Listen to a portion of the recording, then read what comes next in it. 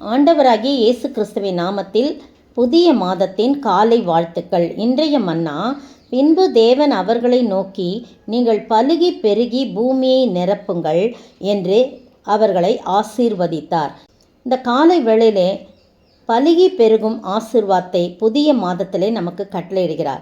கர்த்தர் ஆதாமையும் ஏவாளையும் படைக்கும்போது சொல்கிறார் ஒரு வார்த்தை, 26ஆம் வசனம், பின்பு தேவன் நமது சாயலாகவும் நமது ரூபத்தின் படியையும் மனுஷனை உண்டாக்குவோமாக அப்படின்னு சொல்கிறார்.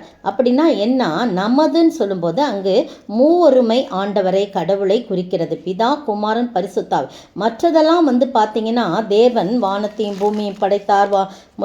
முதலாம் நாள் ஆயிற்று, 2ஆம் நாள் ஆயிற்றுன்னு சொல்லி தன்னுடைய வார்த்தையினாலே படைத்தார். ஆனால் மனுஷனை படைக்கும்போது ஒரு விசேஷம். அங்கு மூவொருமை கடவுளை குறித்து சொல்லப்பட்டிருக்குது. பிதா, குமாரன், பரிசுத்தன். நமது சாயலாகவும் நமது ரூபத்தின்படியும் மனுஷனை உண்டாக்குவோமாக என்று சொல்லி மனுஷனை உருவாக்கினார். எப்படி உருவாக்கினாரு? கர்த்தர் மனுஷனை பூமியின் மண்ணினாலே உருவாக்கி 2:7 ஜீவ சுவாசத்தை அவன் நாசியிலே ஊதினான். மனுஷன் ஜீவாத்துமாவானான். எல்லா படைப்புகளிலும் மேலான படைப்பு இந்த மனித படைப்பு தான். அப்படிப்பட்ட ஒரு உயர்ந்த படைப்பிலே நாம் வாழ்ந்து கொண்டிருக்கிறோம். நம்மை ஆசீர்வதித்து பெருக பண்ணுகிற ஆண்டவராக இந்த காலை வேளையிலே இந்த புதிய மாதத்திலே கடந்து வருகிறார். அது மட்டும் இல்லை, அந்த இடத்துல அந்த வசனம் எப்படி முடிந்தா, ஆகாயத்து பறவைகள், சமுத்திரத்தின் மச்சங்கள், நடமாடுகிற சகல ஜீவ ஜந்துக்கள் எல்லாவற்றையும் நீங்கள் ஆண்டு கொள்ளுங்கள் என்று சொல்லி தேவன் அவர்களை ஆசீர்வதிக்கிறார். ஆண்டு கொள்ளக்கூடிய ஒரு ஆசீர்வாதத்தை மனுஷன் கையில் கொடுக்கிறார். ஆளுமை தன்மையை மனுஷனுக்கு கொடுக்கிறார். அது மட்டும் இல்லை, சாப்பாடெல்லாம் கொடுக்கிறார். பாருங்கள், அடுத்த வசனத்தில் எதெல்லாம் அவனுக்கு ஆகாரமாக இருக்கும் அப்படின்னு சொல்லி அந்த ஆகாரங்களெல்லாம் அவர் கொடுக்கறத பார்க்குறோம். மிருக ஜீவன்களை ஆகாரமாக கொடுக்குறாரு, பூமியின் விருட்சங்களை ஆகாரமாக கொடுக்குறாரு, பறவைகளை ஆகாரமாக கொடுக்குறாரு, எல்லாவற்றையும் மனுஷனுக்கு கொடுக்கிறார். அப்படி ஆண்டவர் தாம் உண்டாக்கின எல்லாவற்றையும் பார்த்தார், மிகவும் நன்றாக இருந்தது அப்படின்னு சொல்லி பார்க்கணும். இந்த நாளில் கூட 7ஆம் அந்த 2ஆம் அதிகாரத்தில் பார்த்தீங்கன்னா அந்த இடத்துல 19ஆம் வசனம் 15ஆம் வசனத்தெல்லாம் அந்த ஆசீர்வச்சது மட்டும் இல்லை, அந்த மனுஷனுக்கு ஒரு பொறுப்பை கொடுக்கிறார். ஒரு உன்னதமான பொறுப்பை தோட்டத்தில் அழைத்து கொண்டு அதை பண்படுத்தவும் காக்கவும் வைத்தார் அப்படின்னு சொல்ல. பெரிய பொறுப்பு, ஒரு பெரிய தோட்டத்தை பண்படுத்தவும் காக்கவும் வைத்தார் என்று சொல்லி பார்க்கிறோம்.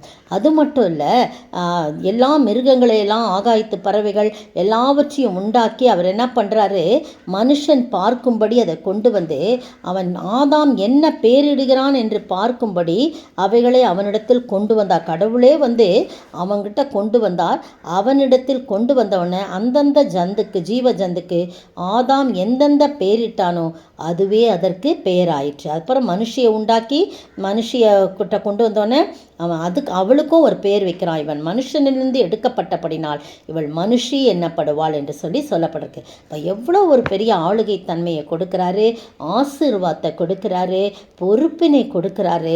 ஒரு விசேஷித்தவனாய் மனுஷனை உருவாக்கி நிறைய காரியங்கள் அவனுக்கு அதிகாரத்தை கொடுத்து ஆசீர்வதிக்கிறார். நீங்களும் நானும் பெரிய பொறுப்பு இந்த திருச்சபை என்னும் தோட்டத்தில் அல்லது நமக்கு உலகம் என்னும் தோட்டத்தில் நமக்கு கொடுக்கப்பட்ட பொறுப்பை நாம் மறந்து போகாதபடி, ஆதாமை போல மறந்து போய்விடாதபடி, நாம் ஆசீர்வதிக்கப்பட்டவர்களாய் கடைசி வரைக்கும் இருக்கும்படியாக அதை பண்படுத்தவும் அதை காக்கவும், நம்முடைய சரீரம் என்னும் தோட்டத்தையும் நாம் சரியான முறையில் பாதுகாக்கவும் ஆண்டவர் கிருபை செய்வார். அது மட்டும் இல்லை, நமக்கு கொடுத்த அந்த அதிகாரத்தையும் ஆளுகையும் சரியான முறையில் பயன்படுத்தி ஆண்டவருடைய நாம மகிமைக்காக அந்த ஆளுகையும் ஆண்டு கொள்ளுதலையும் அதிகாரத்தையும் பயன்படுத்த ஆண்டவர் தாமே கிருபை செய்வாராக. இந்த மாதம் முழுவதும் இப்படிப்பட்ட ஒரு பலுகி பெருகி பூமியை நிரப்புகின்ற ஒரு ஆசீர்வாதத்தை ஆதாம் பெற்றுக்கொண்டது போல நீங்களும் நானும் பெற்று வாழ ஆண்டவர் தாமே கிருபை செய்வாராக.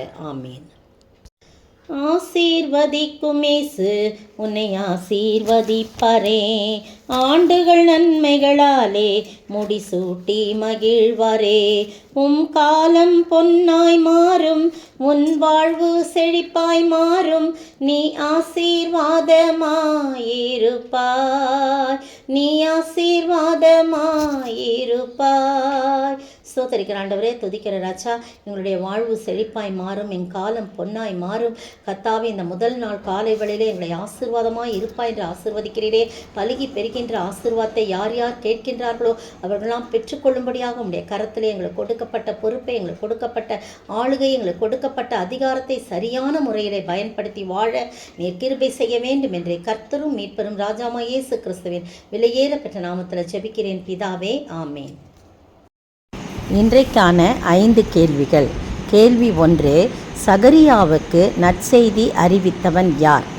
2, இயேசுவின் தகப்பன் யார்? தாத்தா யார்? பூட்டன் யார்? 3, ஆயத்துறையில் உட்கார்ந்திருந்தவன் யார்? அவனைக் கண்டு இயேசு என்ன சொன்னார்? கேள்வி 4, இயேசு பிரயாணம் பண்ணி எதை குறித்து பிரசங்கித்தார்? இன்றைக்கான கேள்வி, இயேசு ஐயோ என்று எந்த பட்டணங்களை குறித்து சொன்னார்? இயேசு ஐயோ என்று சொல்லி எந்த பட்டணங்களை குறித்து சொன்னார்? இன்றைய பதில், ஆகிலும் ஆவிகள் உங்களுக்கு கீழ்ப்படுகிறதற்காக நீங்கள் சந்தோஷப்படாமல் உங்கள் நாமங்கள் பரலோகத்தில் எழுதியிருக்கிறதற்காக சந்தோஷப்படுங்கள் என்றார். லூக்கா 10 வசனம் 20.